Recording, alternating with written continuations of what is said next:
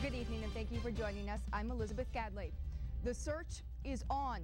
Corning police are looking for suspects following a late-night shooting that left a teen fighting for his life. We start tonight with breaking news out of Red Bluff. One person has reportedly been shot at 249 South Main Street near Tractor Supply Company. Now, this just happened in the last 45 minutes, so we have very few details. And the special election came with a hefty price tag. Shasta and Butte counties are expected to pay about $400,000 apiece to cover the costs. Now, on top of that, not many voters showed up to the polls. In his third State of the State address this morning, Governor Jerry Brown praised both lawmakers and voters for accomplishing the seemingly impossible, helping deliver a balanced budget. Federal prosecutors broke up an alleged prostitution ring using illegal immigrants and shut down a number of brothels, including one operating in Chico. I try not to blame you for the bad weather, but I will say thank you for the good weather. That's the way, I love that. That's perfect. Charlie sees a shadow, which means, of course, according to folklore, there will be 6 more weeks of winter. We've got Chico Charlie over there sleeping, and he does not want to get up. No, he's pooped after his little cameo. You know, Yeah, he doesn't work too hard, so he's taking a nap. He is such a chill dog, though. It's pretty nice. You sort of, pick him up, and he just kind of sits there while you hold him. A holiday storm knocked out power to thousands of North State customers. Many of those people are still in the dark a day later. We already had one car drive on through here, but we will be out until 7 o'clock, and we're hoping to collect lots of canned foods, lots of boxed foods for the Salvation Army. Action News reporter Elizabeth Gadley is live at the expo with more on what's going on there. Elizabeth? Kara Allen, hundreds of people have been out here in front of the Chico Walmart to learn some very valuable lessons, but also to have fun. The GPS device will give you the coordinates, but they're only accurate within about 6 to 30 feet. So it'll still take a little bit of looking before you can find the actual cache. The fire department doesn't even have enough room for all of their vehicles, and when their main engine is parked inside, volunteers can barely get to their gear. Finally, tonight, more than 1,000 in Chico strapped on their running shoes and stripped off their clothes, all for a good cause. I was out there and I actually saw more of Chico than I ever expected to. I bet you did. A whole lot more. And that's all for this edition of the CW Action News at 10. Have a great weekend. No. Good evening and thank you for joining us. I'm Elizabeth Gadley. Chico police are still hunting for a suspect involved in a shocking road rage attack. The man allegedly fired 7 shots at a Chico yellow cab over the weekend.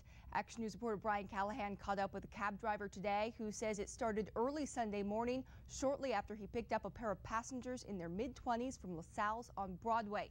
Here's the story in the cab driver's words. The suspect is described as a light-skinned African-American with dreadlocks and was driving a white mid-sized pickup. Anyone with information on the shooting is asked to call Chico police.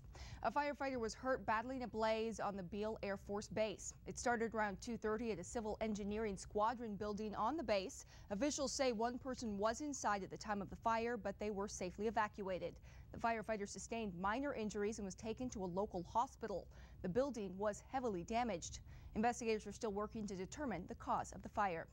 A training pilot from Beale Air Force Base is recovering from injuries from a private plane crash near the Yuba County Airport. The Cessna 182 ended up upside down in a field shortly after takeoff at about 4 o'clock Saturday afternoon. It was piloted by Major James Grogan, who suffered moderate injuries. And in our nation's capital, the ceremonies are over, and now it's time to celebrate the second inauguration of President Barack Obama. Thousands are decked out in their formal wear for the 2 inaugural balls. Vanita Nair is at the Washington Convention Center and has the latest.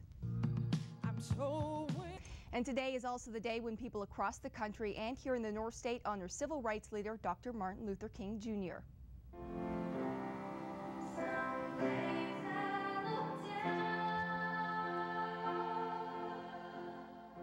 This ceremony took place at the Paradise United Methodist Church, put on by the Paradise Center for Tolerance and Nonviolence.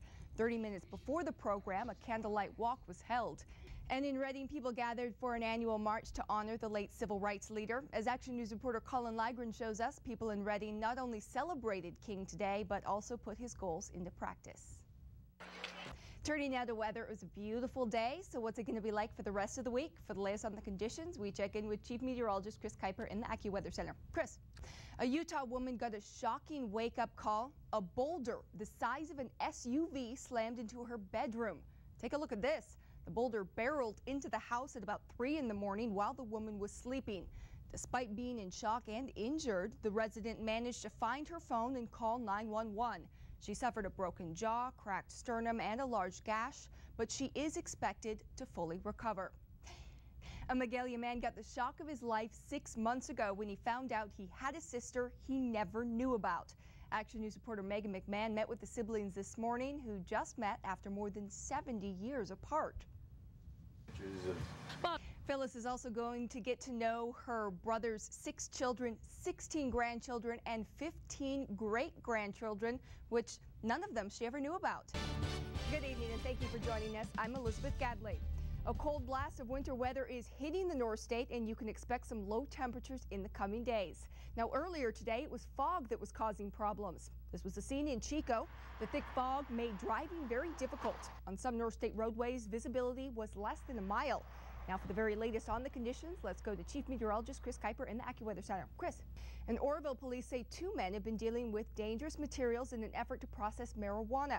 But fortunately, they were caught before anyone was hurt. Action News reporter Cecile Juliet joins us with more information. Cecile. Thanks for that, Cecile. A Yankee Hill man will likely spend the rest of his life in prison for murdering his housemate. 66-year-old John Helsema will serve 43 years to life behind bars for shooting and killing Craig Davies last February in the home the two shared. Helsema lived with the body for 10 days before reporting the crime. He was convicted last month of second-degree murder. He is also serving time for operating a meth lab that was found in the home. Turning now to politics, Jim Nielsen is headed to Sacramento as the new state senator in District 4. Nielsen received 2/3 of the vote in yesterday's special election, defeating Democrat Mickey Harrington. Nielsen, a former assemblyman, will now move to the Senate to complete the final 2 years of Doug LaMalva's term. Nielsen says he plans to focus on many of the same issues he addressed during his 4 years in the Assembly, including the budget and public safety. Nielsen will officially be sworn in as a member of the Senate tomorrow.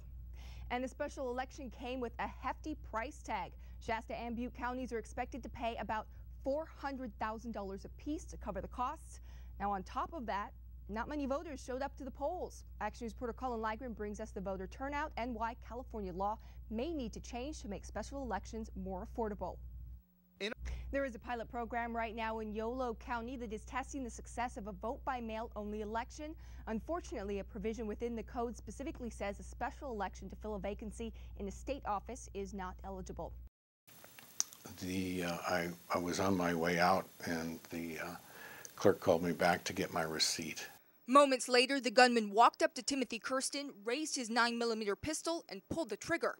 The gun misfired, so he shot again, and Kirsten fell to the floor. When I got hit, I was out apparently for 6-8 minutes, and I got up and walked out and drove the car away. To look at him now, you'd never know he was shot in the back of the head. The only signs left are 2 small scars, one in the back of his neck and the other in front of his ear. It cracked the skull, and I had, I think, 5 skull fractures that went through the sinuses, and there was air in the cranium and the skull and all that. But I don't, you just get back on the horse and get going.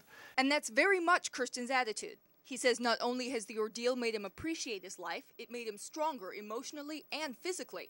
Through it all, he's kept his sense of humor. Physiologically, I'm probably stronger and better than I was a year ago. Okay. I don't recommend this as a therapy. Okay, in a shot therapy. Kirsten admits that not remembering the day does make it easier to have a positive outlook. The others were all conscious, and I went out like a light. Okay, and so I didn't have the grueling experience of being a hostage for 3 hours or 4 hours. Okay, that's an ongoing grinding trauma. 1 year later, all 3 employees who were held hostage inside this bank are still working here. They say community support is what's gotten them through it. Bernie's always been a special branch, and the employees are very special. It says a lot about the support that they have from the community. Pretty much everyone involved says they're focusing on the future and trying not to spend too much time looking back at the past and that fateful day. We're feeling very good about, reaching this milestone and